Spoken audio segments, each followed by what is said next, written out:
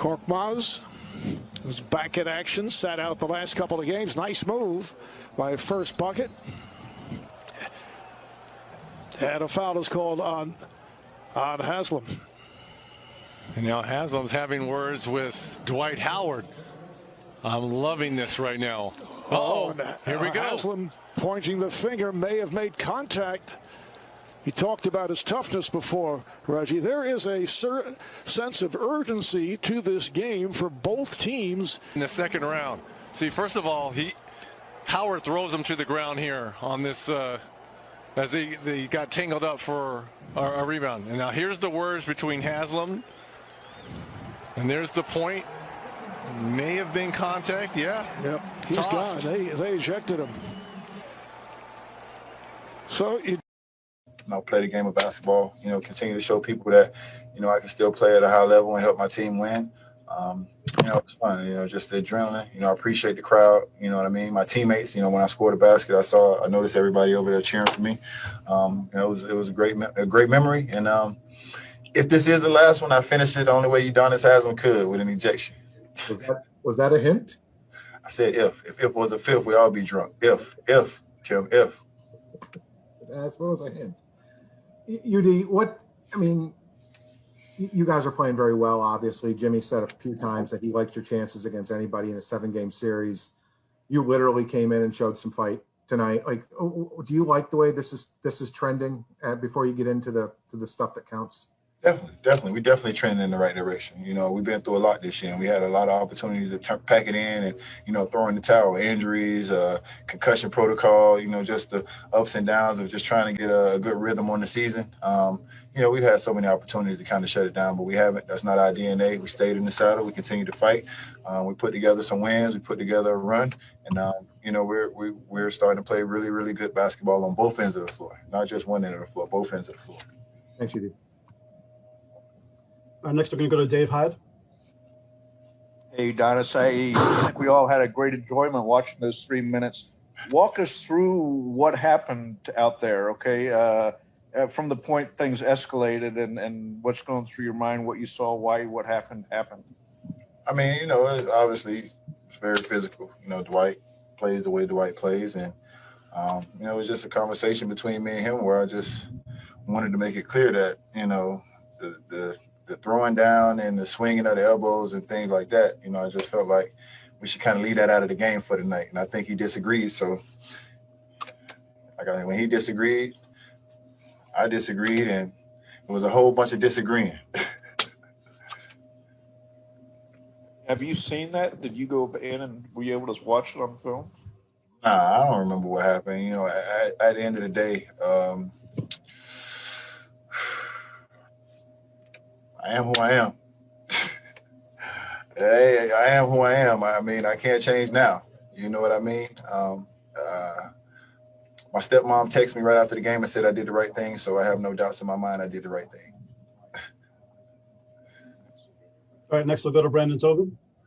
Yeah, UD, Miami loves you, but I guess what does it mean that you still get those kind of cheers just for a few minutes coming in, your charges, your rebounds, starting a fight, making it feel like the Royal Rumble out here, and they're still going crazy for you after all these years? I appreciate the love from the city, man. I tell people all the time, regardless of, what people want to say about my career, was it a great player, was it a role player, 3-time, whatever, I feel like, I get a lot of criticism for a lot of different things, but the one thing that has remained loyal to me is this city, and that's why I remain loyal to this city. You know what I'm saying? They always hold me down. They always have my back. The energy was amazing. People have been DMing me and, asking me when I'm going to play. It's the last game at home. Are you going to play tonight? And, this, that, and the third. So, it's just been a lot of love coming in, man. And that's why I continue to just lay my heart on the line for these people. Next, we'll go to Anthony Chang. Hey, UD. Your season debut didn't come in, a blowout loss or blowout win. What was the significance of it to be able to go in there and play in not only an important game, but in the second quarter early on when those were important minutes? And did you remind Bam that you grabbed one more rebound and added it to your record? Man, Anthony, that was the plan was to play more minutes and get more rebounds, just so you know. The plan was not to play only 3 minutes and get 1 rebound. That was not the plan. I was planning on talking way more shit after the game about my rebound and stats, but it didn't work out like that. I mean, you know, man, I mean, what was your question again? The significance of getting into a game.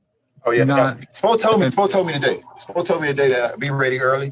You know what I'm saying, with Embiid and you know the way he draws fouls and how physical it is. So Spo told me to be ready early.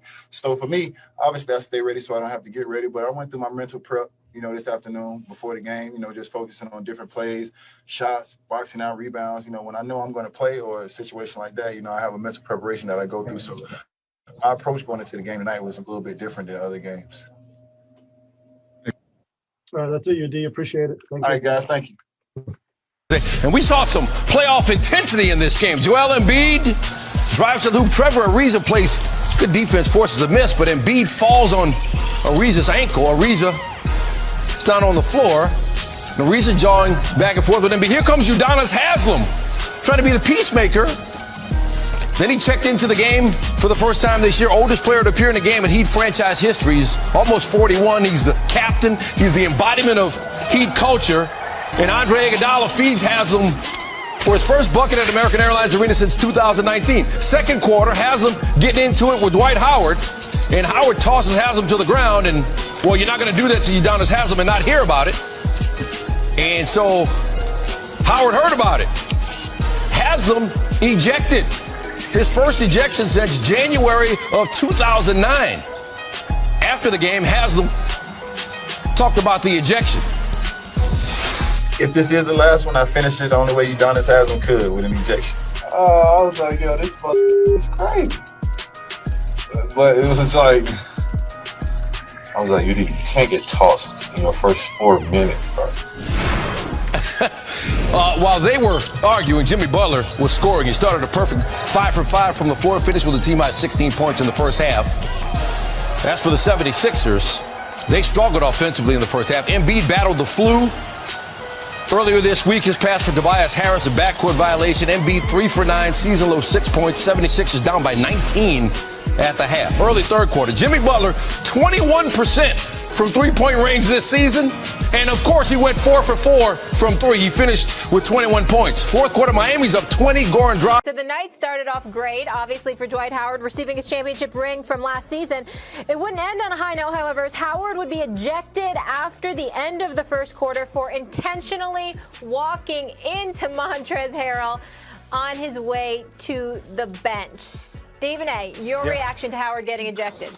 I don't like it. I think it's a complete overreaction. You can, I know he's assessed the technical. He had already received the technical, but I don't even think about Dwight Howard when I think about the ejection. I think about in the fourth quarter with a little over 4 minutes left when there was a foul called against Dennis Schroeder, and the referee teed him up because he jumped up and said no. It was an emotional reaction, and it was not excessive. And Reggie Miller, who was doing the telecast, accurately pointed out it's excessive. Let the human element, play itself out.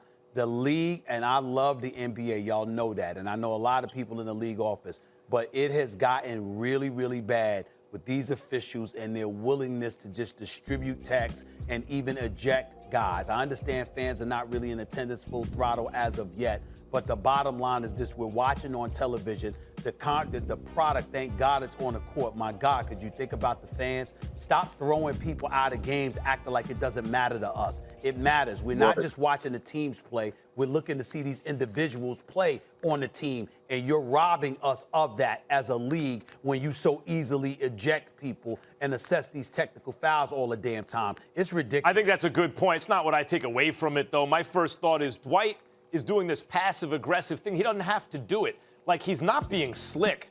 Why do this? I mean, first of all, you can do that if you're trying to antagonize someone if you get away with it. If you make it that obvious that the ref tees you up and now you're out of the game and your own head coach... know that he's a superstar in the National Basketball Association, but you got to show up when the postseason counts. And so, to me, Even though he deserves his money, he deserves the praise that he has received. As I have tried to educate Max Kellerman, and I've had to educate Max Kellerman on several occasions about this, you got to have a perimeter shot when all is said and done, when you're going to win on the NBA level in this day and age. If you don't have it, you ain't going to win. And so when you consider some of the moves that have been made, you just acquired P.J. Tucker, you acquired Drew Holiday in the offseason, should have had Bogdanovich, but somebody opened their mouth a bit prematurely, and that deal got nixed. The reality is, despite all of that, with the personnel that you have in place, if Giannis is everything he's supposed to be, and then some, then the Milwaukee Bucks should be that team finally coming out of the Eastern Conference. Not the Brooklyn Nets, not the Philadelphia 76ers. But none of us believe that. We believe it's going to be Brooklyn or Philadelphia.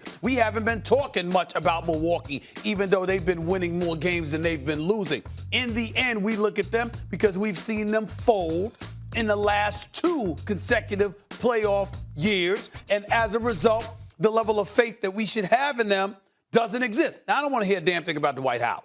Dwight Howard talking about you want to stun him or whatever the case may be. I mean, please. Dwight Howard has had his share of celebrations over the course of his career, when he was dominating the league as a defensive player of the year, when he was being very, very formidable, when he was a guy that was winning with the Los Angeles Lakers last year. He was celebrating. But now that somebody celebrated on your home court, you're going to have an attitude? Grow the hell up. No, that ain't cutting it. Handle your business. The Philadelphia 76ers are expected to get their shot against Giannis Antetokounmpo and the Milwaukee Bucks. But I will say again, even though they'll get their shot, and I think with a healthy Embiid, they beat Milwaukee, Max, I am of this mindset. Giannis, I had no problem with him sitting on the court, but in the end, you got to back it up when it counts. Yep. It's real easy to do that in the regular season. Let's see what you do when the postseason arrives. I'm going to make my point. I want to respond to something you said first. Sure. Well, number one, we all celebrate Carmelo Anthony's. Even I said he should go play in China a couple of years ago. I thought he was cooked. And I'm like, okay, you got to give it up. This dude is balling. What a career renaissance. Same thing with Dwight Howard. Dwight Howard's had quite a career renaissance. He is a valuable player right now. All right. Everybody's calling him a scrub. Look, as it pertains to Giannis, because I really think this game is about the Sixers, Giannis does not have a real crime partner. P.J. Tucker, all these guys, obviously Middleton and Drew Holiday and all this, a big needs another dude as good as him if he wants to win a championship. That's how it works. In the presence of teams that have more than one superstar. The Nets have 3. The Lakers have 2. There's 1 on the Bucks. That kind of team, like Hakeem and supporting players, they can win when Jordan's out of the league. They ain't going to win when Jordan's in the league. Shaq needed Kobe and Wade. Even Penny wasn't enough. Kareem needed Oscar Robertson and Magic Johnson. Another dude as good as him who's not a big. So I think you're a little hard on Giannis. That's one. And the thing you put me up on, actually, the thing that you were right about is Giannis is actually a big. Don't tell me you schooled me about perimeter shots. Everyone knows you got to shoot. But Giannis, your point was Giannis is really more of a big than a wing. That played out. That was true. This game was about the Sixers, Stephen A. If I'm a Sixers fan this morning, I feel really good about my team. No Embiid, who's clearly and by far the best player on that team, who's having an MVP season. In fact, if the season ended when he got hurt, I'd have given him the MVP. I think he would have won it. He's not there. And what do? Second of back-to-back. Knicks just gave him a good game, right? Second of back-to-back. They have a lead.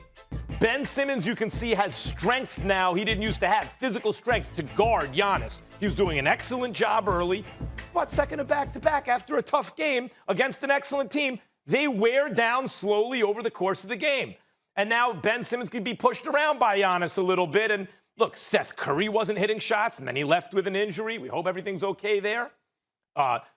So many things. Thibault can't hit a shot, right? Ben Simmons, we know about his shot. All these things are true. Tobias Harris had a bad game in an otherwise excellent season, and yet it came down to the wire. We're talking about overtime. So if I'm a Sixers fan, I'm like, the Bucks are loaded as usual. They're excellent. And we're coming down to an overtime in the second of back-to-back without Embiid? Stephen A., KD better – if KD comes back, no one's stopping the Nets. If KD doesn't come back as KD, Sixers can get out of the East. First of all, a couple of things. Number one, I always school you on basketball. That's number one. Number two, it's very, very important to point this out. You have zero credibility on two subjects more flagrantly than everything else. The one is with Tom Brady, where you were wrong, for 3 years, and you actually came on national television. I'll give you credit because I never heard this in my life. It's very, very unique. I heard somebody be wrong about an individual player.